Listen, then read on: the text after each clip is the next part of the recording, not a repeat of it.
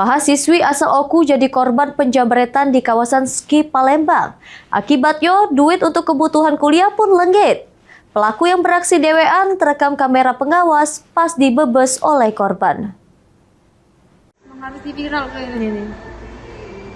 Nah, bentar Kak, tunggu. Rekaman kamera pengawas ini selek ke betino yang lagi bebes lanang bermotor dewean yang sudah menjamret tas punya mahasiswi di Jalan Bendungan Kemuning Palembang. Upaya korban pun sio-sio, pelaku dengan ngebut ngegas ke motornya. Pas kejadian, korban sesi habis ngambil duit di ATM untuk kebutuhan kuliah. Duit sejuta sama dokumen penting di jeru tas lengit seketika. Pas tas yang diselempangkannya disentak pelaku. Ditariknya di mana? Ditariknya di situ.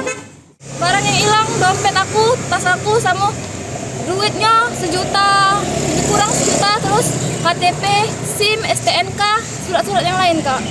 Itu duitnya untuk apa duitnya? Hah? Duitnya untuk apa banyak nembak sejuta? Duit itu baru ditransfer mamaku. Terus itu tuh ada duit buku juga, cek itu Kak. Untuk bayar kuliah ya? Iya. Korban yang sudah membuat laporan di Polda Sumsel berharap kepolisian Gancang menangkap pelaku. Mulyadi, PAL TV.